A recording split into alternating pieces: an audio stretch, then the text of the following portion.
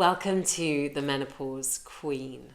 I wanted to tackle in this video just an idea of culture and how culture influences how we live our menopause. In the society that I live in, which is in France, so let's say Europe, the menopause is definitely a word. All the symptoms are definitely there.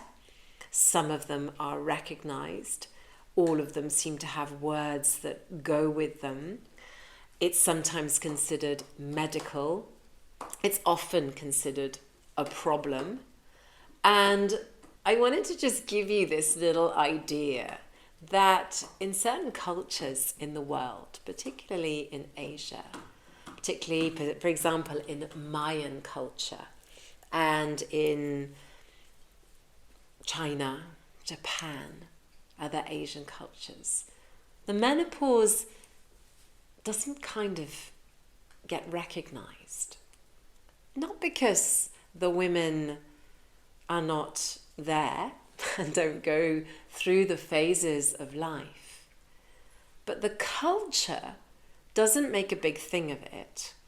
And not only that, the cultures that they live in value the older women. In fact, in Mayan cultures, the culture, the society is a matriarchal society. So the older women, in fact, get status, get kudos. They actually have a role as they're older in their life. So when they stop bleeding, they don't get put on a sort of heap of forgotten, that's quite sad, like withered women over here, or even mad women over here.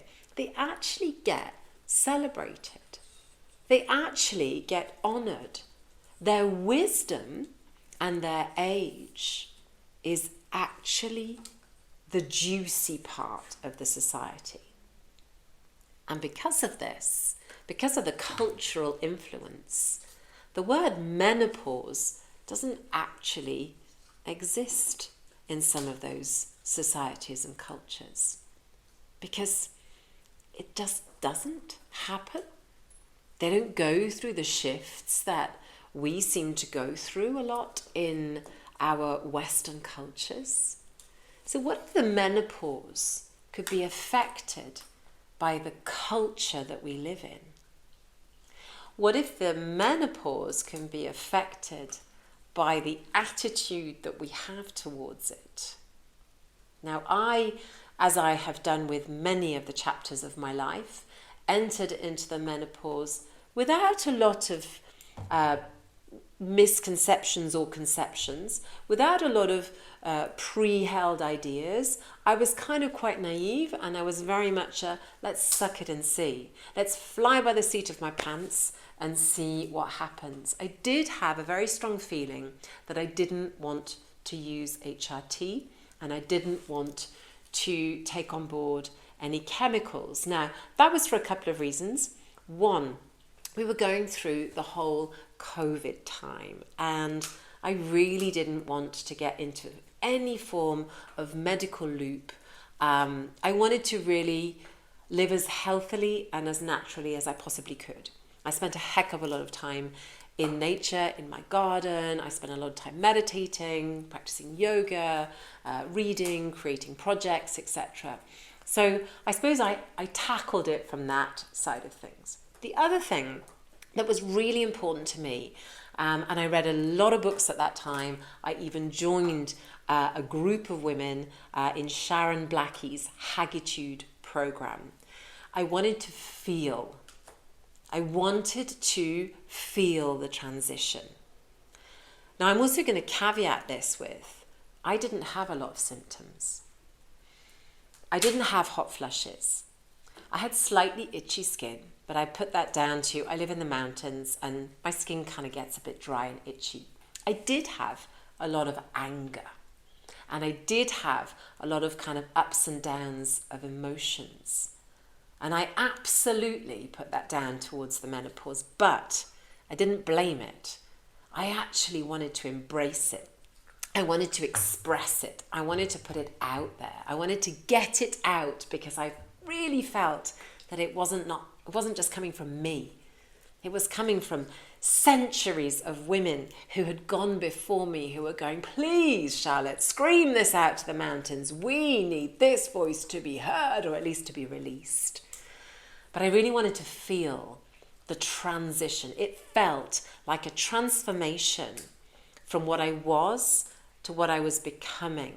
Not that what I was terrible, not that what I was desperately unauthentic of me because I had worked on myself before, but because it was becoming, I suppose, the best, most aligned version of who I am and who I wanted to be. And I wanted to feel that transition. I wanted to live it. I wanted to walk it. I wanted to walk the path towards the north and really embrace every element of physical, mystical, emotional, energetical, spiritual that came to me. Now that's my way of dealing with it. And I know that many women don't go through it like that. But I just wanted to put it in there that I did have way less symptoms, way less than a lot of my friends. I still had some. And I take that, I understand that to be because I live in a Western culture.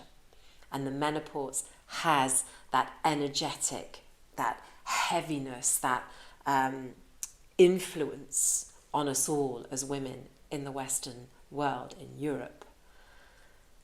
But it fascinated me that in Asia, they definitely regard it as the second spring. They look at it as being this becoming that you, as you drain the blood away, you don't lose who you are. You become who you were meant to be. Your voice and your creativity is then celebrated and honored as you are asked for your opinion instead of blending into the beige background. You are put forward so that your madness isn't madness or silliness. It actually is wisdom. Oh my God. If we could take that as a nugget of magic and actually use that and actually live that in our societies instead of being a bit washed up, wouldn't that be an amazing thing? Wouldn't that be just incredible? And I kind of want to leave you with that as a little bit of magic, you know? I'll write Sharon Blackie's link underneath here because her books are really good for this exploration. And I will put in any links that I feel appropriate under this video. But I really just wanted to come on and speak about that in the Menopause Queen because I think it gives a different slant to the why I've called this the Menopause Queen, to the whole idea of sitting in your throne, in your truth, in your authenticity, and being respected for that wisdom. So Queen, imagine that the menopause phenomena does not exist and you are in your queendom and your queen years.